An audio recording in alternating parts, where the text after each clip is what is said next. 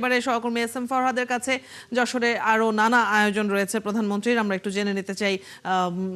ফরহাদ, প্রধানমন্ত্রীর এই সফর নিয়ে দলীয় নেতাকর্মীরা কি বলছেন? এই সফরে কিন্তু দিনব্যাপী কর্মসূচি রয়েছে, অর্থাৎ বিশেষ করে 4টি কর্মসূচি রয়েছে। এর ভিতরে যশোরের শার্শা খাল খনন যে কর্মসূচি রয়েছে, আর বাকি যে 3টা কর্মসূচি সেটা যশোরে। আপনি জানেন যে এই মুহূর্তে আমি আসি আসলে যেখানে বেলা 3:30টায় জনসমাবেশ অনুষ্ঠিত হবে, যেখানে বাংলাদেশ জাতীয়তাবাদী দল বিএনপির চেয়ারম্যান তারেক রহমান বক্তব্য রাখবেন। ইতিমধ্যেই এই সমাবেশে কেন্দ্র করে বিভিন্ন উপজেলা, ইউনিয়ন, পাড়া, ওয়ার্ডের থেকে নেতৃবৃন্দ আসা শুরু করেছে।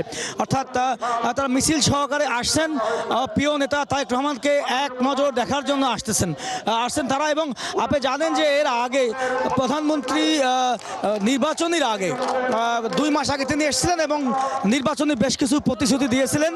সেই প্রতিশ্রুতি বাস্তবায়নের জন্য এখানকার যারা নেতাকর্মীরা আছেন তারা তাদের দলীয় প্রধানের কাছ থেকে সেই বক্তব্য শুনতে চাই। পাশাপাশি যশোরে যারা সাধারণ মানুষ আছে তারাও কিন্তু যে নির্বাচনী প্রতিশ্রুতি, সেই প্রতিশ্রুতিগুলো জানতে চায়। আপনি জানেন যে বিশেষ করে যশোরের বেশ কিছু দাবি দাবা রয়েছে এবং নির্বাচনী প্রতিশ্রুতিও ছিল। যশোরের 500 বিশিষ্ট হসপিটাল, যেটি আজকে তার ভিত্তিপ্রস্তর নির্মাণের ভিত্তিপ্রস্তর উদ্বোধন করা হবে। এর পাশাপাশি আপনি জানেন যে যশোর একটি প্রাচীনতম লাইব্রেরি আছে, পাবলিক লাইব্রেরি। সেই লাইব্রেরিতে প্রধানমন্ত্রী পরিদর্শন করবেন এবং এই সব শেষে জনসভায় বক্তব্য দেবেন।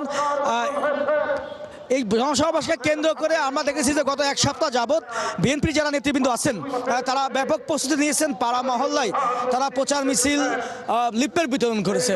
অর্থাৎ আজকে প্রধানমন্ত্রীর যশোরকে সফর, যশোরের মানুষ অধীর আগ্রহ অপেক্ষা আছে প্রধানমন্ত্রীর বক্তব্য শোনার জন্য। ফরহাদ, আপনারা খবরাখবর রাখছেন নিশ্চয়ই, আমরা প্রতি মুহূর্তের আপডেটও জানবো। ধন্যবাদ এই মুহূর্তে যুক্ত হবার জন্য। দর্শক, প্রধানমন্ত্রীর আজকের যশোর সফর, পাশাপাশি সেখানকার নানা কার্যক্রম সম্পর্কে আমাদের সহকর্মীরা যুক্ত হয়ে সরাসরি জানিয়ে দিচ্ছিলেন।